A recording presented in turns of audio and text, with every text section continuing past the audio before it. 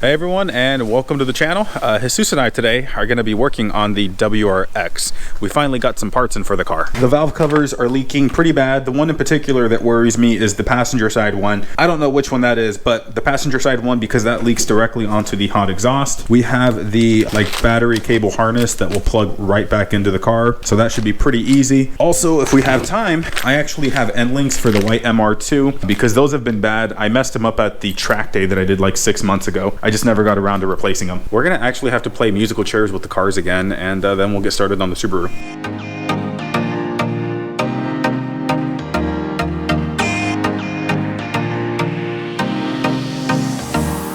We did try to push the car in, but I quickly realized it was too heavy for us to do, so we ended up putting the battery back in. And that means we're gonna disconnect the battery. Just as a quick little reminder of how sketchy this thing is. Oh, there you go. That's a disconnect if there was ever one. A ghetto disconnect. Ooh. We also actually have to get a battery tie down. We still have to clean the engine bay. Yeah, we can do that once we get all the electronics replaced. Yeah, this whole harness is like one unit. I think we just have to kind of trace it back because based off the looks, I believe this is the negative. Well, this is for sure the negative because it doesn't come with the positive terminal. That's the positive. And then I think this goes back this direction. So we're gonna have to take off the intercooler. From what I read online is pretty much anytime you do a work or do any type of work on the boxer engine, that's the norm. It doesn't look too bad though, because we have this bolt. There's a bolt on the other side, which is actually missing. So half the job is done right there. I think it's this bolt. Oh, Jesus found this bolt in the engine bay, all rusted, and they actually look similar enough. It probably was that bolt at one time. We don't have to worry about that now. Yeah. We have to take off this elbow right here, or intake piping, tubing, whatever the technical name is, the blow-off valve, and I'm sure there's something else we'll have to take off. Oh, vacuum lines. I think it'll be quick. Yeah, it doesn't seem all that complicated. 10 minutes. Actually, I think I might have just jinxed us. Anytime I say something's gonna go easy, it never goes easy.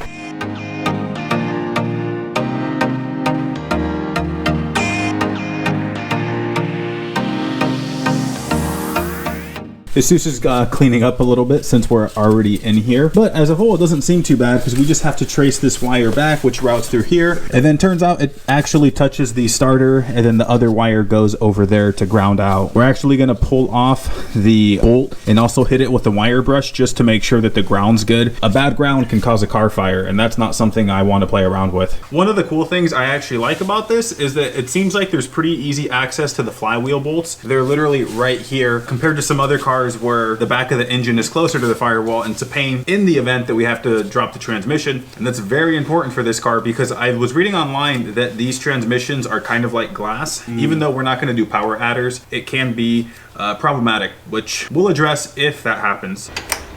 Oh, there you go. We got the bolt loose. We loosened it up. Now we're just getting it out by our fingers. Jesus is now snaking out the cable. Overall, it's come out pretty easy, right? Yeah, there's a couple things, namely this little clip right here that was kind of a pain, but outside of that it was pretty straightforward. Oh, we also have to unplug it from there. But as a whole, I think it was the right call just to go ahead and replace it. One of the things we will have to do is I kind of just assumed that this was integrated somehow, but it looks like this cable is from the fuse box. So we'll end up just chopping off this head and then putting on a new connection at the end. It should be good. Other than that, nothing really looks too bad. We also got to do this one. I don't even know what this one's for. There's a relay right there. So maybe fog lights. I think that's what Asu said earlier, but I'm not sure. I mean, that's... Yeah, I think it is because it connects to this. And this goes down, so I'm assuming fog lights. We don't really have a lot of electrical stuff here, so we're gonna have to run down to the store, but we'll snake the cable in first and then put the intercooler back in, and then we'll get to that. In case anyone was curious, here is the side-by-side of the old one, and here is the new one. It looks pretty good in comparison. Oh, and I got it stuck. They look pretty, the new looks pretty good in comparison. We're putting the cable back in, and the routing doesn't seem too bad, actually. It has this little connection point right here, and then there's also a bracket where it mounts to right here. Just to give myself a little bit more wiggle room, before I actually attach this connection right here, because there's a bracket that it slips onto, I'm actually gonna get these things wiggled into place and tightened down. Then I'll put this into place. I do apologize, everyone, because I don't think I'm getting the best shots. You guys can't see up close what we're doing. I need to get a mount to like suction cup to the hood of these cars and make it easier, but I'm doing what I can.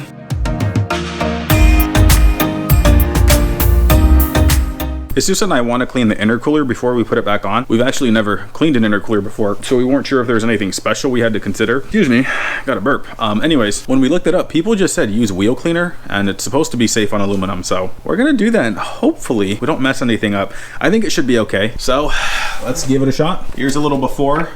You can see that it's pretty dirty and gross, which is to be expected since it sat for a year.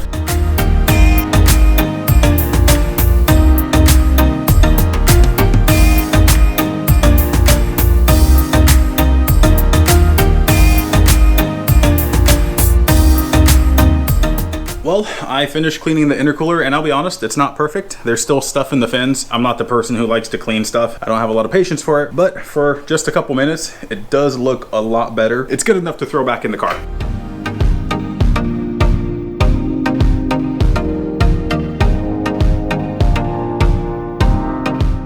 I gotta give Jesus credit because, as I mentioned, I don't really care much for cleaning outside of just making sure it's not like filthy, if that makes sense. So I can never be a detailer, but at the same time, I don't want to be in like a car that smells like urine or something like that. Jesus said we should at least vacuum the engine bay and wipe this down, and holy cow, that made a huge difference. What's wild to me is just now that we've vacuumed this up, just that looks so much nicer. Yeah, because before that had grass and I believe rat droppings in there, so it was pretty disgusting, but now that looks pretty good. We're finally gonna get back to putting the intercooler in.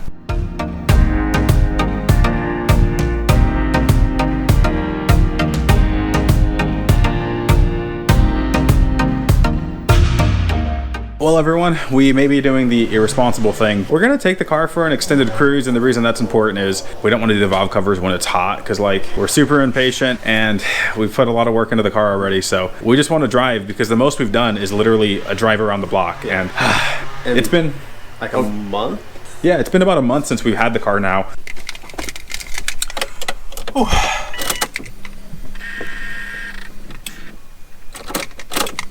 Come on.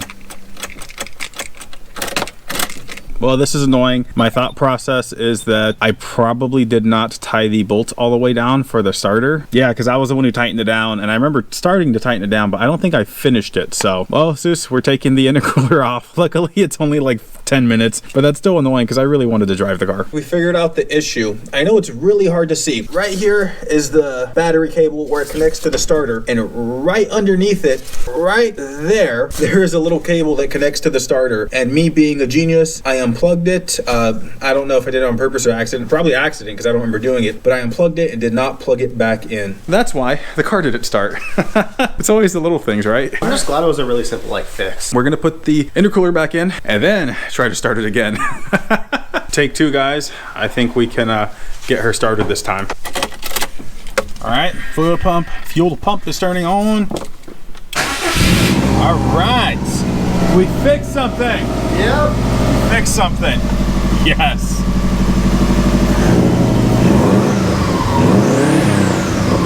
We are gonna go put some fresh fuel in her and then take her for an extended drive. I mean, not like super long still, because there's a few things we have to sort out, but like, we're just excited to be able to drive her. We went to the gas station to go get gas, and the first question we got asked, whoa, is this thing fast?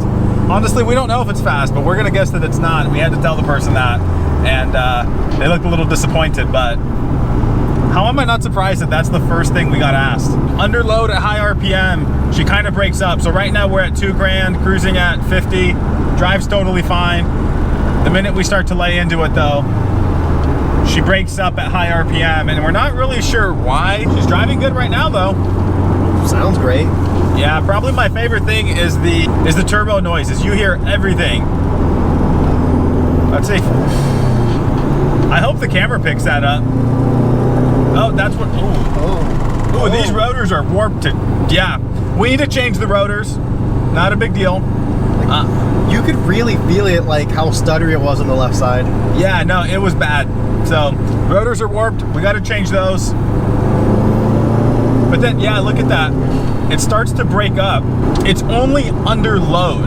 We're going to get over real quick and just double check that nothing came loose.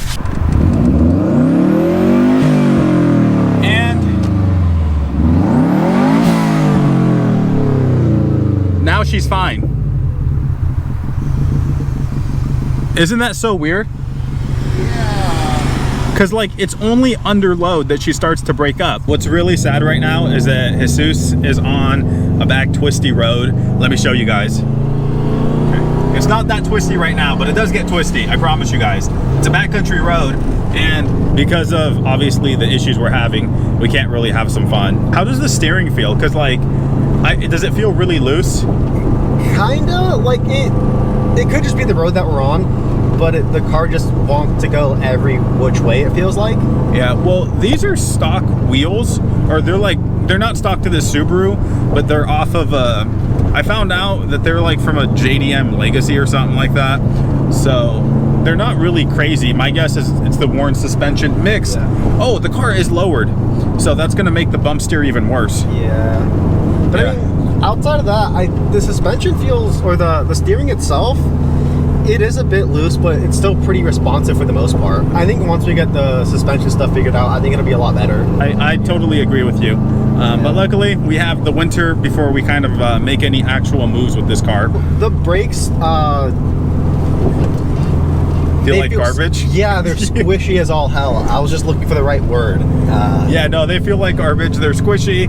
The rotors are warped. Once all those things are figured out, this will be a blast to drive. I think the Subaru life is getting to us, Sus. It really is. Oh my God, those brakes are horrible. Yeah. That's why we're driving really, really slow, actually, under the limit, just because of that.